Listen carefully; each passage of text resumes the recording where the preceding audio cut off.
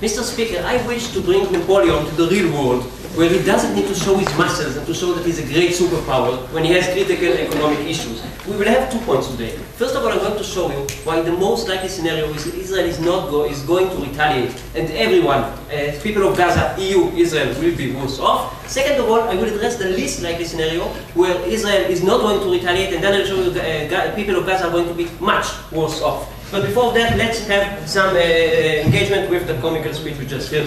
So we never heard what's the big problem that is now taking place in Gaza. We just heard that Israel is a conquered state. I assume that's the only time that Chaya read the Haaretz, and this is all she knows about what is bad. We didn't get the real details. As we know, Gaza don't get coriander, Gaza don't get some kinds of rice, and some very few basic products. However, people in Gaza can maintain a reasonable life. Then we hear that we want to show the world that we're a superpower. You have so many other things to do rather than showing that you're a superpower. First of all, save Greece and other things. Why this is the real best option for you to show that you're a superpower. Then we hear we have a moral obligation. I raised to a POI this. Will you also address the same issues that are taking place in Iran, Afghanistan, and China? I said, of course. He wants to declare a war against the whole world. If you really want to do that, you're going to lose this war, because China plus Iran plus Israel are more powerful than the EU. You will lose your influence, because right now you have influence because you can negotiate and actually speak with these people.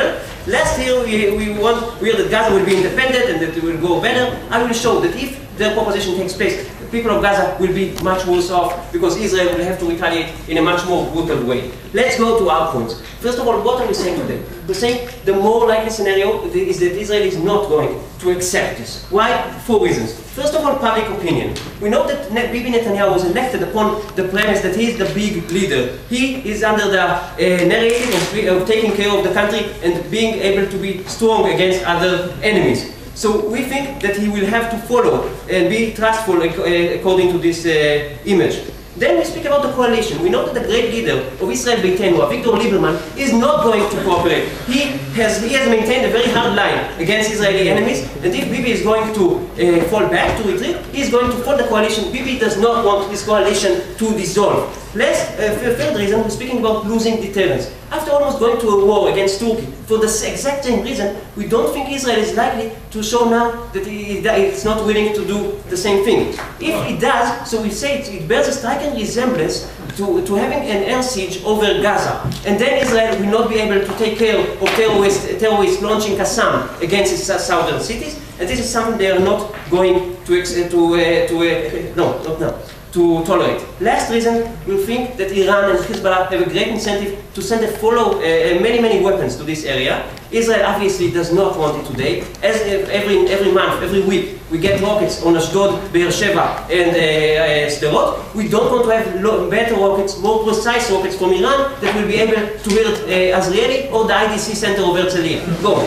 So, and then Israel will do what? Bomb France? Okay, let me thank you. Okay, so what we say is really going to happen now. So we think it's a very likely scenario is that, like the Cuban rocket crisis, we'll see Israel sending its warships, preparing its air force. It's some kind of standoff. Second of all, we think it's like a declaration of war, which means Israel is going to disconnect its economic ties with those places. What does it mean? It's not going to have its diplomatic personnel in those capitals when the warships are threatening Israel. So what are we going to have here?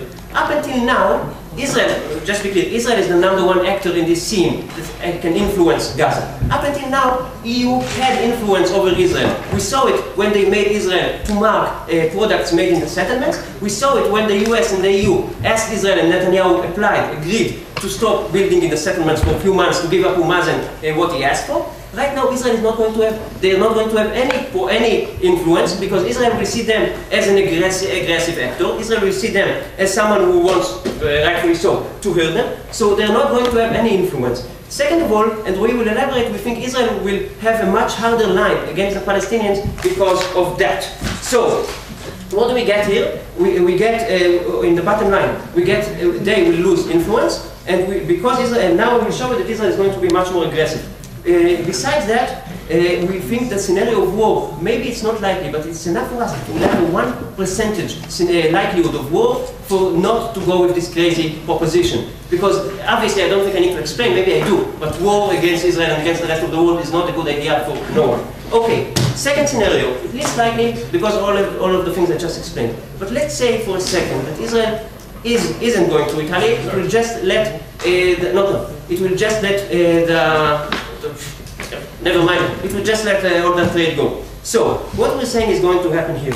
Israel now has no way to supervise over what's going on in the Gaza Strip, which means Israel has to guarantee the security of its people, and right now it will have to do something. What is exactly this something? We think they will have to be much more aggressive. We think that if right now, as I told you, Iran and Hezbollah have a large incentive to send its weapons to Gaza, Israel will have to go and clean those weapons. So this is why we think we will have cast lead, not once in 5 years, but once in every 2 months. And as we see, Hamas and the Palestinians, they do not wish to have prosperity and peace. They wish to hassle Israel. They want the Zionist people to go away from all of this land. This is why they will continue to fire rockets. Even after the disengagement, they continue firing rockets towards the southern cities that we obviously are not willing to give it to them. When they have better rockets, more precise, that can hit Tel Aviv, we have no doubt it's only a matter of time until they're going to use them. So Israel will have to retaliate. Cast lead will be a constant war, ongoing war with Gaza, is something we have to see.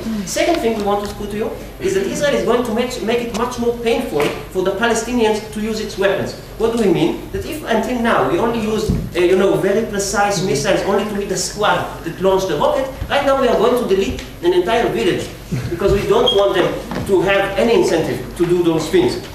What did we put to you?